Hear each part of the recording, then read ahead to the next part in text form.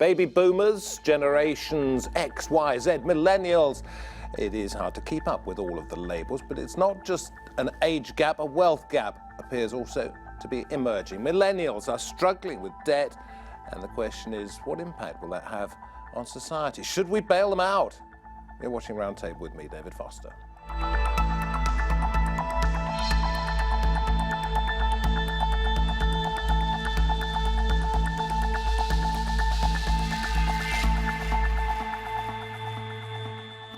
You might think young people these days, they have it easy, but their wages, they're going down while their debt appears to be going up. A house is a thing of dreams for the average millennial, at least owning one, and the finger of blame is being pointed at the baby boomers.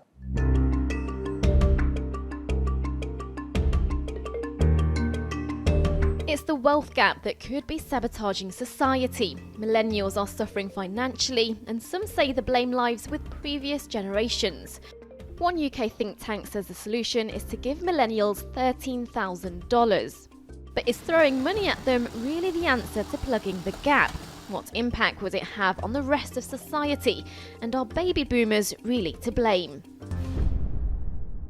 It's the battle of the generations. Millennials, those born between the 1980s and early 2000s, versus the baby boomers, born between 1946 and 1964. Much maligned as snowflakes who spend too much on coffee and avocado toast, research shows that millennials are at an economic disadvantage compared to their older counterparts, with rising student loans, house prices going up, and fewer prospects on the job front.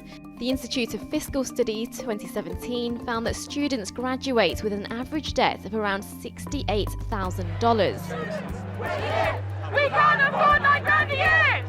And it's not just student debt. Wages for graduates have dropped too, by as much as 20% in some sectors. The generational imbalance is down to baby boomers living longer, needing more healthcare as well as benefits and pensions. Last year in England, 1.3 million pensioners claimed housing benefits, totalling to $8.4 billion. And that total is expected to increase dramatically, with millennials footing the bill. So will a $13,000 lump sum handed to millennials really help? The Resolution Foundation think tank says yes. It suggests that one-off payments when millennials turn 25 have to support skills, entrepreneurship, housing and pensions. In its Intergenerational Commission report, the foundation also recommends halving housing levies to make it easier for first-time buyers to get on the property ladder, a programme to support and fund younger workers, as well as lowering the voting age. But there are two types of critics against the idea of paying off millennials. Those who say it's too much money, and those who say it's not enough. The latter argue that $13,000 isn't anywhere near enough for a deposit for a property or starting a business, while the former say it's giving people money for nothing, and services such as the NHS could benefit the population more. With more and more young people saddled with thousands in student loans, unaffordable house prices, and more competition for jobs, what does the future look like for millennials? Is there a solution to redress the balance so that both young and old are gaining from the economy and society? Or will things be even worse for future generations? We have a number of millennials on the show, and some like me who perhaps aren't. Vicky Pryce with us. I'm not saying which group she belongs to, Chief Economic Advisor at the Centre for Economics and Business Research. Madeline is from the Institute of Economic Affairs. We have an entrepreneur, Aamar Aslam, Chief Executive Funding Invoice, and Ali Milani, National Union of Students Vice President. Thank you all very much for coming in. For you millennials, it may be very early in the day, but for Vicky and I, we're used to getting up at a reasonable time. Should we feel sorry for the millennials, Vicky? Well, up to a point, yes, because it's true they don't own a home as much as or as easily as used to be the case for the baby boomers. So that's a problem. But the real worry for me is that the types of jobs that they're getting now are really not of the type that perhaps one could have aspired before. A lot of the sort of the new job creation that has taken place has been in relatively low-skilled, low-paid, zero-hour contract, part-time type of jobs, which are not going to guarantee them having any ability to put a deposit down on a house or raise a family later on. And I think it is an issue of public policy that we've just allowed that development to take place. And at the same time, we've built very few houses in the last few decades. And that, of course, has put house costs up. I don't think it's the fault of the baby boomers. I seriously think it's policy mistakes that have been made over a period of time which have led to this development taking place. Do you feel sorry for yourself as a generation? Let me start with you. Look, I think that there are serious problems, and one of the issues that our generation has had to deal with. I mean, I'll just go through my own experience to begin. Because you deal with students on a daily basis. On a daily basis, and the problem that students face is when I hit sixth form or college, which is when you first start to look at your outlook on life, the education maintenance allowance was cut, and then by the time I got to university, the fees had been tripled.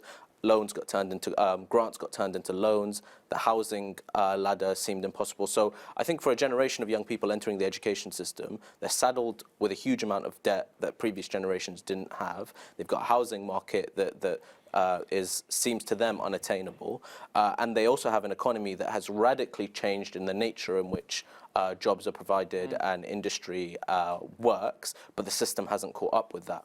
So to a large degree, I do think that there is a problem that young people face entering both the workforce, the housing ladder, and education systems. But isn't it also slightly self-perpetuating? If you think something is wrong and you can't do very much about it, you feel more sorry for yourself. And then you become known as we heard in that report, the snowflake generation. I mean, I don't think it's about feeling sorry for yourself. I think it's about every part of society recognizing that there's a problem here, and specifically with the nature of the economy. And it's only once you recognize there is a problem that you can begin to deal with it. The whole snowflake thing, it's nice and it catches headlines, but I mean, it's not the reality that we see on the ground. Well, I think there is actually, in its defence, I don't particularly like the label Generation Snowflake, but I think that there is a general generational trend towards greater levels of censoriousness. You hear a lot about speakers being banned and no platformed on campuses. And we've done programmes on that. There also seems to be a preponderance of anxiety and mental ill health that goes along with that, and that's why I don't think snowflake is a particular it's not my label. It's out there. But like on the flip side, there has definitely, as Vicky and Ali have alluded to, there's been a pattern of generational spending that has kind of favoured the elderly. Elderly welfare benefits for the elderly have generally been protected. But you end up with another problem if you don't protect those, don't you? I mean, we can come to Aamar in just a moment. I'm keeping you on the back burner because you sort of went out and did it, and you've been successful. But Vicky, before that... well, we had a whole generation actually of rather poor pensioners. So we mustn't forget that. And one of the changes that took place is to ensure that we didn't have pensioners fall into poverty the way that they were doing it before. So that's been sort of reversed, even though there are still huge problems about pensioners not being able to necessarily, or people over a certain age not being able to get the types of jobs that can sustain them. And in fact, the costs are increasing actually everywhere. So it's not, and also you do depend on them hugely to ensure that their children are able either to get on the housing ladder or cover some of the student debt issues that are out there, or even provide them with a home. And the reality is that more people are now staying with their parents than used to be the case before. But of course, if you look across Europe, if you look at almost every other country in the world, what you find is that young adults stay with their parents an awful lot more than has been the case here. Well, I'd like to broaden it out in just a moment to other societies as well. But before we come to you, Aamar, I'm not keeping you quiet for much longer. You were talking about some of the problems that there are. Is this £10,000, if it comes off, going to be of any help at all? I don't think so, because to me it does not target the key cause of generational inequality, which is unequal spread of housing wealth. What it does is it gives young people this kind of arbitrary one-off lump sum payment, but absent a major reform of the planning restrictions that have led to this shortage of housing supply in the first place, you end up inflating demand without increasing supply, and therefore you drive up house prices across the board. Which makes it even worse. Yes. Aamar, you went out, you started up your own business, you were a success story. Are you just part of a whinging generation and you're the exception to that? So I think with this £10,000 kind of, so to speak, grant, it's not necessarily just for housing, right? It's also, I think one of the suggestions is that it's for self-betterment, if you like, put it that way. Well, one of the suggestions is that it will be put towards kind of millennials starting, or people under 25 now, currently going to be 25 at the time, to start businesses, which naturally I'm a big believer in. I think. Well, tell us what you did. Sure. So I after graduating university in 2015, I set up with a fellow millennial, someone else who I graduated with, we set up like a financial technology company where we give short-term loans to businesses. And so I think we didn't start that with a lot of money. So I think a government grant to help businesses, to help entrepreneurs start businesses at an early age, I think would be welcome. How would that have helped you? So it would have helped us be slightly better funded and maybe get paid slightly earlier. So I mean, just because we managed to make it work, I think lots of businesses do go under because they don't have sufficient capital to keep going. Yeah. Can I ask you a very personal question? I mean, do you come from a middle-class background or a wealthy background where your parents and your partner's parents could afford to support you? So I mean, I came from a background maybe slightly working class, but then my mum became a teacher and was a teacher. So I guess so not a wealthy family. Not a wealthy family, but my mum was a homeowner as well. My mum did own her home, so I guess not completely working class, but. So you had to do it pretty much on your own. Absolutely. Yeah. And this is the case for so many students, isn't it? Well, how could they follow the same route that Aamar has followed, which is sort of have an idea and take it to the market? I mean, look, the problem that we have, and I think this is how we should view the £10,000, is that students are leaving university with very good degrees, having worked very, very hard, but having to go into low-skilled, low-paid jobs because of the financial insecurities that they have. There are millions of students leaving the system, having to go work in jobs that had nothing to do with their degrees, and part of the problem is they're also leaving with £57,000 often of debt that they're going to have to pay off throughout their lifespan. Or not, because there's a threshold, isn't there? I mean, if you are not getting paid very well, then you don't have to pay off the debt until you are. And it does get forgiven after a certain point as well. That's true, but the problem we have with the system. I know, it's that the current system isn't how it's always going to stay. I mean, there was conversations not too long ago that the threshold was going to move. The government's allowed to change that post haste. They can change the system however they want. Even with the current system, it's not an awful lot you have to earn. The grants that were in place for more working class, low income families has now turned to loans. So the poorer you are, the more debt you have, and the problem is they're going into an economy that hasn't, the system hasn't caught up with the nature of the economy now. You have a much more, we've moved away from the steel and factories and the mining into more technology-based, which is where you went into, and the system hasn't really caught up to that gig economy, and students are having to pay the price of that. Can I just say this? I think the phrase gig economy has become a dirty word, whereas in fact what it is it's sometimes an economy with an awful lot of opportunities for entrepreneurship and the ability to move around. This is true, and I think if you ask people whether they like what they're doing, they generally say they do. They like this flexibility. They like not being tied to something possibly, but of course they're getting paid very little, and that's the real problem. And they have absolutely no rights, and they can't build anything. So that £10,000 is of course meant to be spent in just a few different ways. And remember, we did have in the UK something called the individual's teaching allowance, or learning allowance, I think it was called, which was equivalent to something like this, for a few £1,000s, which was just not used properly. So how you can control what people do with this money, which is meant to be either for pensions or for house purchase as a deposit or for entrepreneurship, and then see that it's actually wisely spent. Not everyone is an entrepreneur. Sure. So the idea is you can't go out and buy a Ferrari or whatever it is, or even put a little deposit on a BMW or something. But you've absolutely got to use it productively. Who's going to control it? How is this going to work? It sounds and exactly as you're saying, you only release it when somebody comes and shows you that they have. Well, but you've got a house. But you've already got your £50,000, whatever it is, as debt. You've got the house prices being quite high. And of course, you can actually buy, houses quite cheaply in other parts of the UK rather than London. But so it would be helpful from that point of view. But actually, it makes very little difference to your overall sort of income over a period. And it has really, I think, been used to get attraction to this particular scheme, but actually it's a bit of a gimmick, frankly. Yes. And what we really need is to look at precisely what we were saying before: the housing situation, we haven't built enough; jobs, which are not right; and entrepreneurship, which matters hugely. They used to be. I mean, what we seem to be doing is just thinking again of the things that we want to reintroduce that we have taken away. So they used to be. a grant for an interesting sort of innovative idea that used to be given. There was a lot of business support given to new people coming to the market in the past and to existing businesses that wanted to grow. All that's been cut, frankly, and we're just now thinking of little things that we can bring back which actually attract attention but are not serious. You may want to add to what Vicky said, but I also want to ask you a question. So kick off, if you will, Sure. on some of the points that she's made. I think Vicky's absolutely right to say that without looking at the really systemic issues that are driving generational inequality, these sorts of policies will amount to a kind of window dressing. And the same is also true of some of the other gimmicks that have been proposed, like the paltry 25 to 30-year-old rail card that the Conservatives proposed and then have seemed to have quietly abandoned in the recent months. Or that Nando's card that Yeah. Well, let's make a list. Yeah. I'll write it down of the things that could be done. We've talked about more houses. We've talked about relaxing planning. Yeah, we Next need to stop this clear favouritism that is being shown to pensioners. I mean, obviously it makes political sense because they vote in much greater numbers than young people do.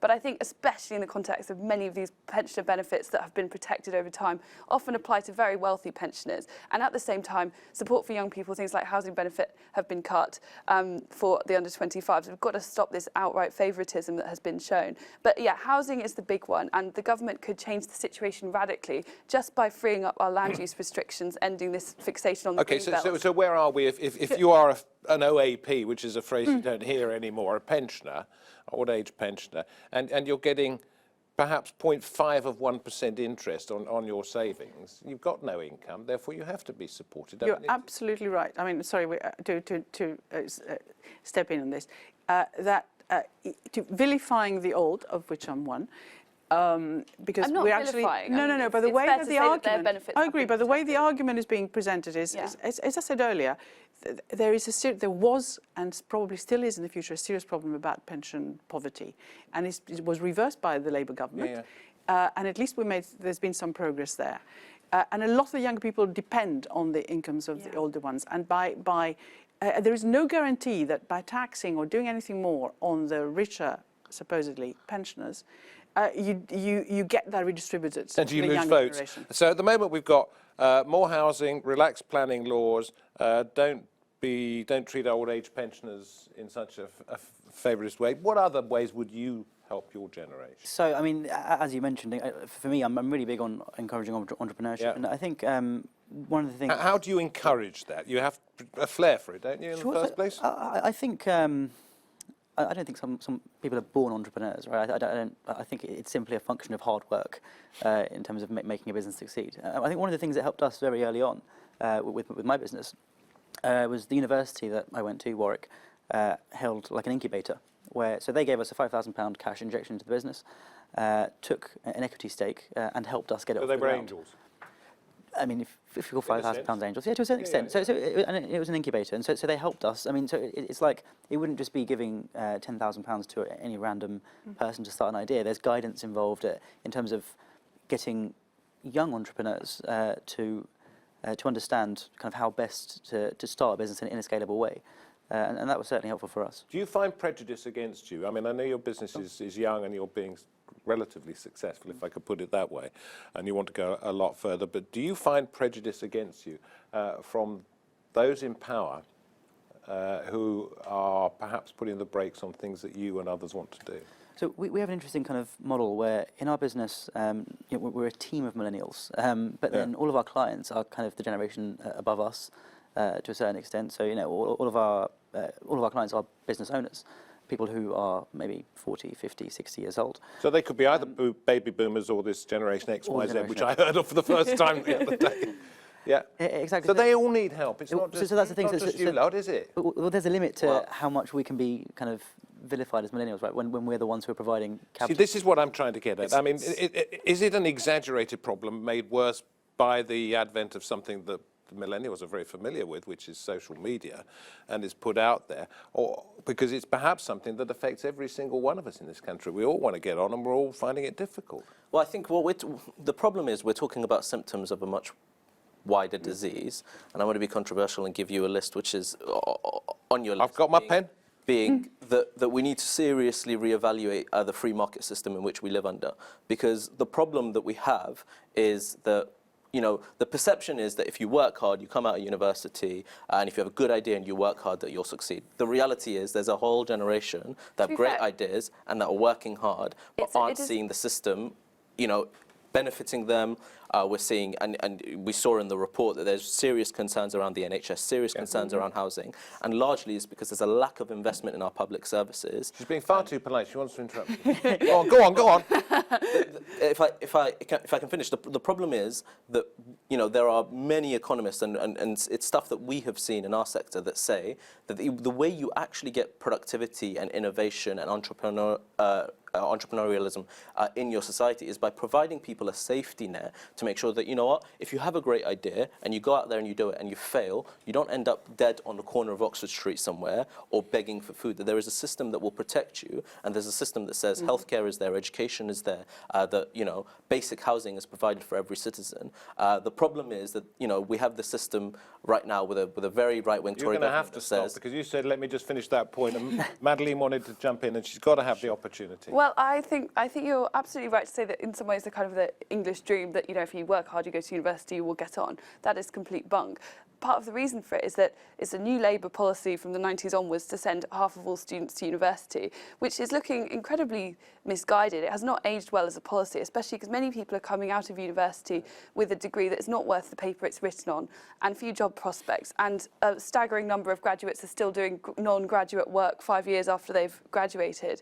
And that is a real problem. But I think the solution is not to necessarily continue to perpetuate this high levels of university attendance that we seem to be so wedded to. Okay, so what other solutions have you got around the table? Well, look what happened with apprenticeships. I mean, they're just not working particularly well. But why not? They would be so brilliant. Well, of course, it's just the way employers say it's too difficult. the way they've been done. Yes, the way they have been done. Or look at how much apprentices are getting paid. I mean, it's not particularly attractive. Exactly. Well, excuse me, I was an apprentice on a newspaper. I got paid very little. Ago. It was a long time. Sorry. But I still was an apprentice on a newspaper, and it worked. Sure. I mean, one story might appreciate that your story might have worked, but, you know, we work with the National Society of Apprentices, and there are thousands of apprentices around the country that are living on pretty atrocious wages, working very, very long hours, and you know, a lot of them have kids, dependents. You know, the average student isn't always an 18-year-old that goes to university. They have dependents, they have families, they have bills to look after. But also, being an apprentice in the journalism which was a closed shop, was the way to actually get into journalism. You were practically guaranteed a job after that once you went into it. That's not at all what's happening right now. Of course, this is a serious problem.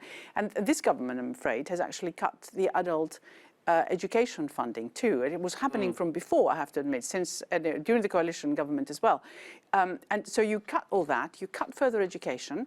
Of course, you know, you still support tertiary education, which is at university. So that's the way that people are going. What we really need, and I do agree with you, we need to be thinking again how we get Can I just throw this one out? We don't have a massive amount of time. And Aamar, is this a peculiarly British problem, or is it something? You mean the struggling of millennials? Yes. No, you know what? It doesn't seem to be the case. It seems that, I mean, millennials in every part of the world are kind of doing less well off than the generation before them. Which sort of means that nobody's got the answer. Really, so we had a financial crisis. Let's not forget that. And unemployment rates among the young, the youth unemployment rates in almost across Europe are hugely greater than they're here. We've got to bear that in mind. Yeah. So we asked at the very, very beginning, do you feel sorry for them? Actually, they do have jobs, but they're not really necessarily the right jobs because we haven't created them. But we've gone for the system of having loads of employment, but very low productivity and low-paid jobs. The others have gone slightly differently, but they're suffering. But doesn't it mean that there is no obvious answer? Well, I think one thing we haven't really touched upon much is the kind of demographic crisis that is facing us in the years to come. Can you do this in a minute and a half? Yes.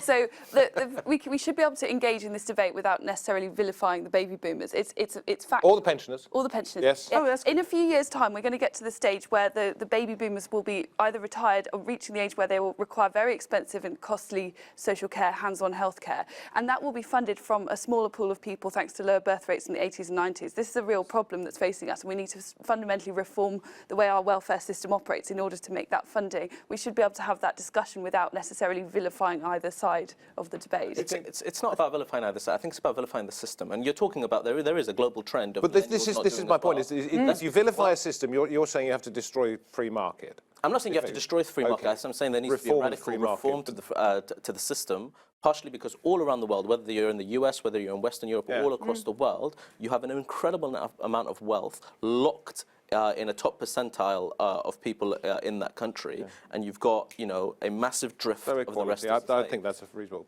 One bit of advice for those out there wondering how they can stop melting us. Hopefully this Sorry, I didn't mean that. hopefully this isn't controversial, but I think one of the reasons why business has gone pretty well for us is simply because we've been working with baby boomers, right? So our investors, the university, for example, as well, are from that generation. And so rather than just us as a group of millennials doing it the millennial way, there's kind of a cooperation between generations which has allowed business to flourish. Hey, listen, thank you very much indeed. I'm sure this is going to continue. Afterwards, I don't know whether to credit Pete Townsend or Roger Daltrey, but we've been talking about my generation, your generation, every generation, and we've come up with no real answers. But thank you very much indeed for joining us here on Roundtable, and thank you for watching the programme. Whatever age you are welcome. From me, David Foster, and the team, hope to have your company on another occasion. For now, goodbye.